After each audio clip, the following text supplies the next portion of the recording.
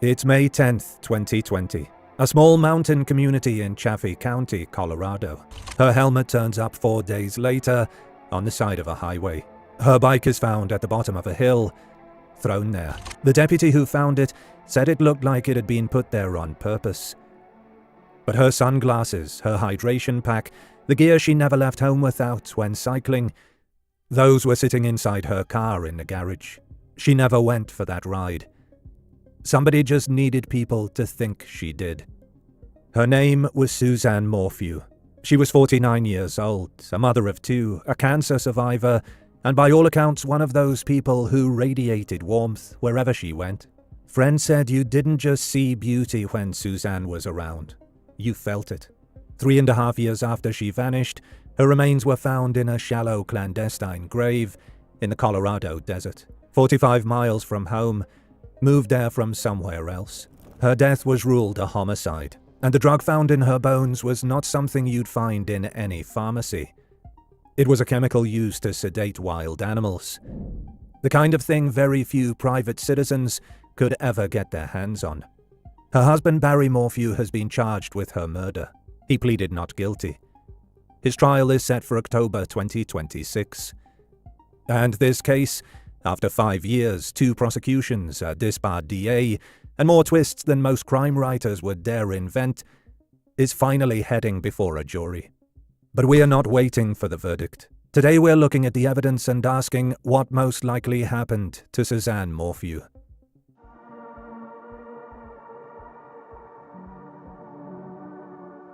Who were these people?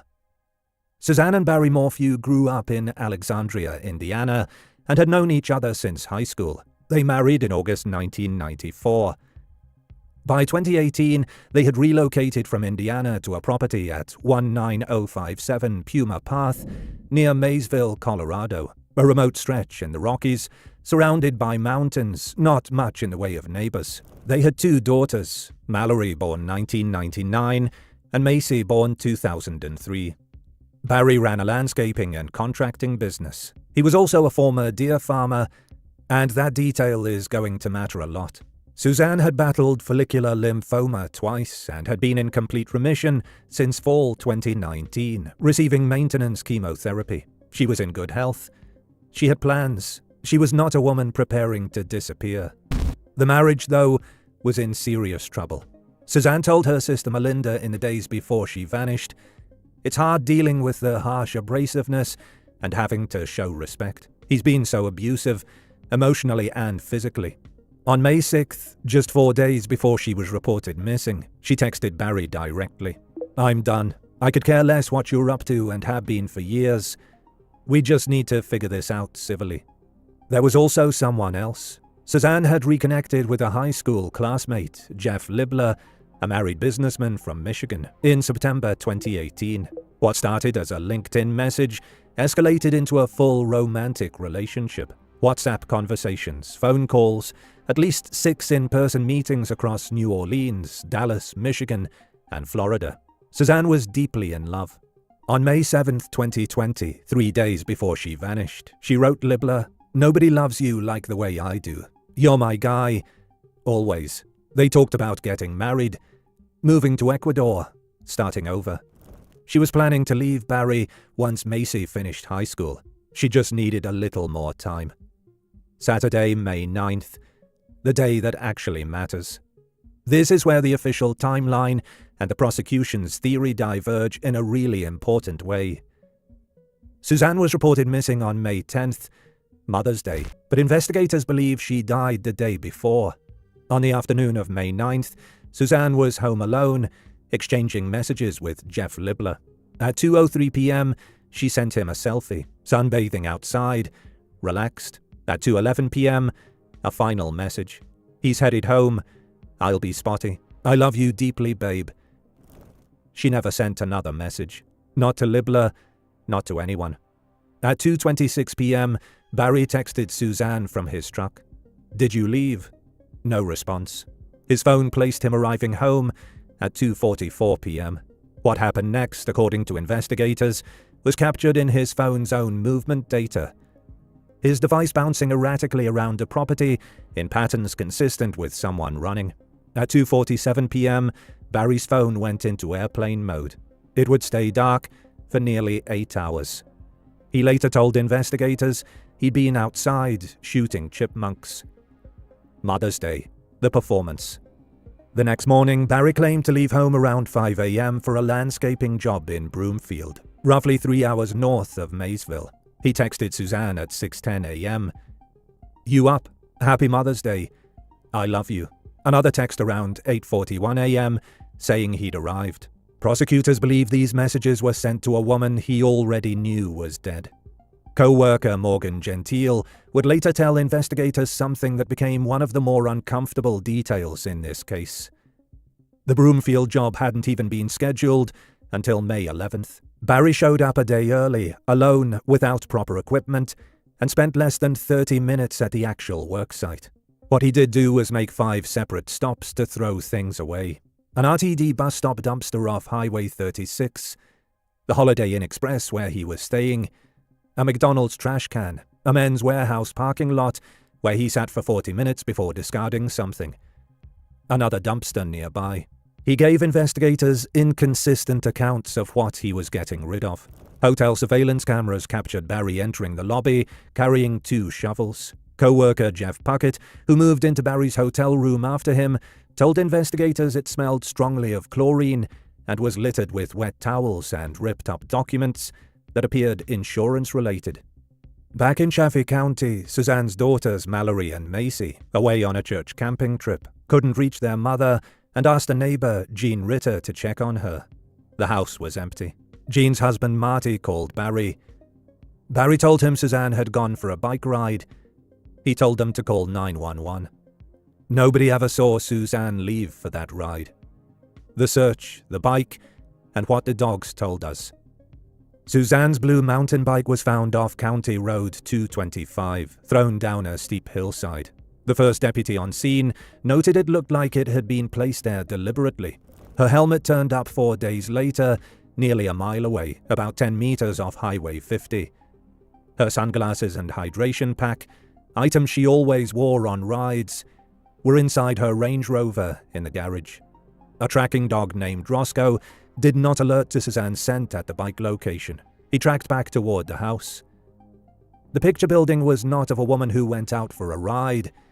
It was of a scene that had been set up to look like one. Investigators searched the Morphew property and found something in the family's clothes dryer, among shorts Barry had reportedly been wearing on May 9th. A needle sheath cap from a tranquilizer dart. They also found, in a locked garage safe, a tranquilizer rifle and empty tranquilizer darts. Barry Morphew was a former deer farmer. He had a history of purchasing and using a wildlife chemical immobilizer called BAM, a combination of butorphanol, azaparone and medetomidine, to sedate and move animals. His last documented prescription purchase was in Indiana in 2018. But he admitted to investigators he had used BAM in Colorado as recently as April 2020, 1 month before Suzanne disappeared, to tranquilize a deer near the house. The body, the bones, and the autopsy. For 3 years there was no body. The Chaffee County Sheriff's Office, the FBI, and the Colorado Bureau of Investigation searched extensively. Nothing. Then, on September 22, 2023, investigators searching for an unrelated missing woman named Edna Quintana near the town of Moffett in Saguache County stumbled upon human remains in a shallow grave by the side of Highway 17, roughly 45 miles south of the Morphew home. The remains were positively identified as Susan on September 27th via dental records. She was still wearing her bike clothing. Some foot bones and bicycle shoes were missing. The bones were significantly bleached. A forensic anthropologist, botanist, and entomologist concluded that the body had decomposed somewhere else before being moved here. There was no evidence of insect activity or animal predation at the gravesite, consistent with the time she'd been missing. Suzanne's body had been relocated. According to the 2025 grand jury indictment, it had been moved at least twice. The April 2024 autopsy formally ruled her death a homicide. The cause, homicide by undetermined means in the setting of butorphanol, azaparone, and medetomidine intoxication. All 3 BAM chemicals were detected in her femur bone marrow. Critically, testing showed the drugs had begun to metabolize before she died, meaning Suzanne survived the initial dose long enough for her body to start processing it. She was sedated, and she did not survive it. The legal saga. Barry was first arrested in May 2021 and charged with first-degree murder. The original case, handled by DA Linda Stanley of the 11th Judicial District, fell apart spectacularly. CBI analysis had found unknown male DNA on multiple locations. The glove box and back seat of Suzanne's Range Rover, and the handlebars, seat and grips of her bike. Both Barry and Jeff Libler were excluded as contributors. When run through CODIS, a partial match from the glove box returned hits linked to 3 unsolved sexual assault cases in Arizona and Illinois. This evidence was never disclosed in the 129-page arrest affidavit. The judge who signed the warrant wasn't told it existed. When the defense eventually discovered the suppression, the judge imposed devastating sanctions, barring 11 of 16 prosecution expert witnesses. 9 days before trial was set to begin, DA Stanley moved to dismiss all charges. The aftermath was damaging for the prosecution's office in a way that's hard to overstate. Linda Stanley was disbarred in September 2024 by the Colorado Supreme Court, stripped of her law license for withholding exculpatory evidence, making improper public statements on a true crime YouTube channel while the case was active, and launching a baseless investigation into the presiding judge. The court compared her to a ship's captain who never appeared on the bridge. The second prosecution came from a different district entirely. Because Suzanne's body was found in Saguache County, the 12th Judicial District and DA Ann Kelly assumed authority. A grand jury returned a single count of first-degree murder on June 18, 2025. Barry was arrested 2 days later during a traffic stop in Gilbert, Arizona, where he had been living under aliases. He pleaded not guilty on January 12, 2026. Trial is set for October 13, 2026. One more detail worth flagging. In early 2026, Barry signed paperwork authorizing the release and cremation of Suzanne's remains from the El Paso County Coroner's Office. Cremation was scheduled for February 20th. Law enforcement obtained a search warrant and seized the remains from the funeral home 1 day before the scheduled cremation. Prosecutors believe this was an attempt to destroy evidence central to the trial.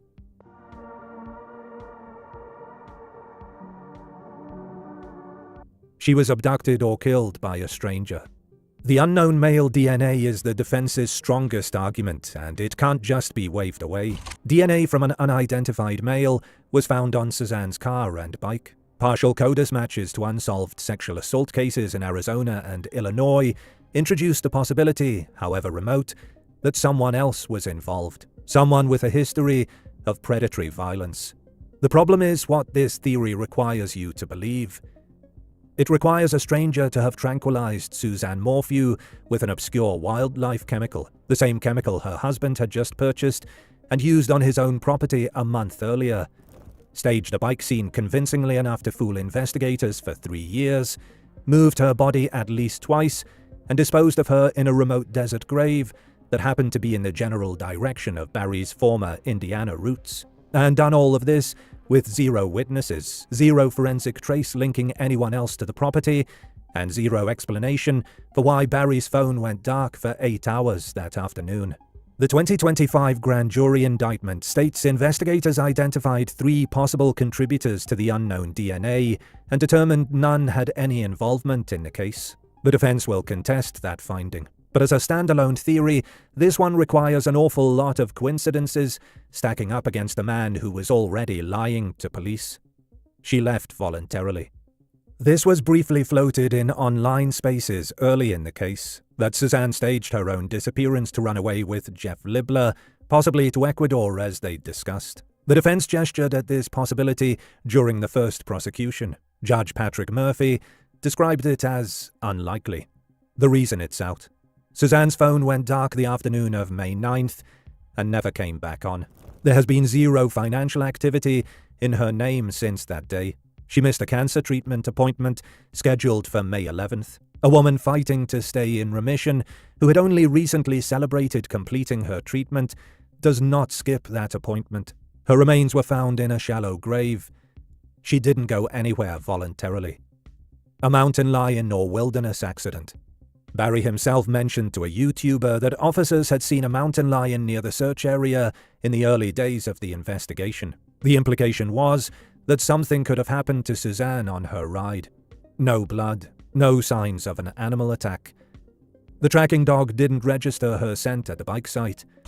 Her gear was in the garage. Her body had been sedated with a controlled wildlife drug and buried in a grave 45 miles away.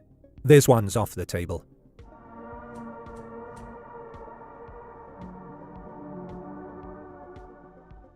Let's work backwards from what we actually know. Suzanne's body was found in a shallow grave in the Colorado desert, moved there from somewhere else. Moved, according to investigators, at least twice. She had been sedated with a wildlife tranquilizer that her husband, a former deer farmer, had purchased, possessed, and used on his own property as recently as 1 month before she died. Her death was ruled a homicide. The needle sheath cap from a tranquilizer dart was found in the family's clothes dryer, alongside Barry's shorts from that afternoon. His phone went dark for 8 hours on the afternoon of May 9th, the last day anyone ever heard from Suzanne. The stranger theory requires a cascade of coincidences that strain credulity beyond its breaking point. Most critically, it requires someone else to have had access to the same rare chemical Barry had just used on the same property, while Barry happened to be there with his phone in airplane mode.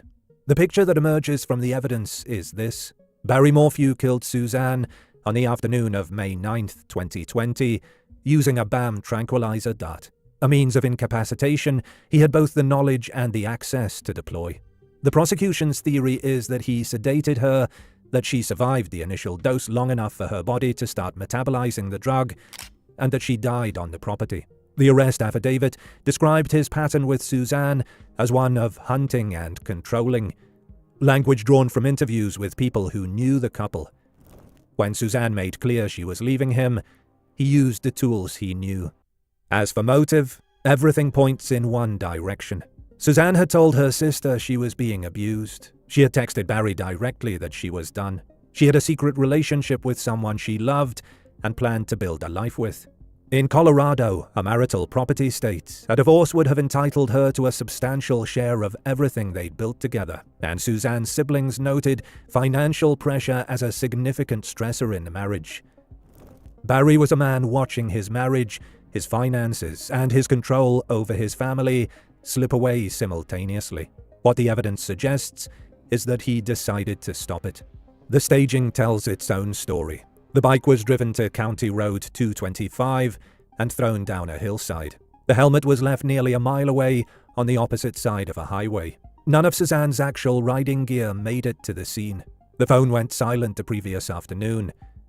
The fake texts on Mother's Day morning, "Happy Mother's Day, I love you," were sent to a woman investigators believe was already dead.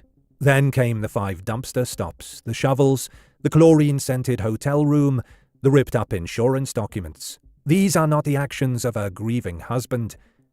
They are the actions of someone managing a problem. And then the body. Suzanne was buried in Saguache County, 45 miles from home. And then, evidence suggests, moved again. The proximity to Barry's route between Colorado and Indiana, where he had roots, has been noted. The shallow grave was not discovered for 3.5 years, and only then by accident. Prosecutors allege that when the case was reopened in 2025 and trial became inevitable, Barry took steps to have Suzanne's remains cremated, which would have destroyed the toxicological evidence in her bones that forms the core of the prosecution's case. A court order stopped it with 1 day to spare. The unknown DNA is a genuine question that deserves to remain open. It hasn't been fully explained in any way that's publicly verifiable. The defense will press on it hard in October. But it doesn't change the weight of what points at Barry. The access to the drug, the needle cap, the 8-hour blackout, the staged scene, the shovels, the dumpster runs, the fake texts, the body moved at least twice, and the near cremation of the evidence. Suzanne Morphew was sedated and killed in her own home on the afternoon of May 9th, 2020. The day before the Mother's Day she never got to spend with her daughters. The most likely person responsible is the man who had exclusive access to the weapon, who spent that afternoon with his phone in airplane mode, and who spent the following day driving across Colorado, disposing of whatever needed to disappear. The trial begins in October 2026. We'll be watching. What do you guys think? Does the BAM evidence nail this case, or does the unknown DNA introduce enough doubt that this could go either way? Drop it in the comments. I'd love to know where you're landing on this one. If you have any information related to the death of Suzanne Morphew, contact the Saguache County Sheriff's Office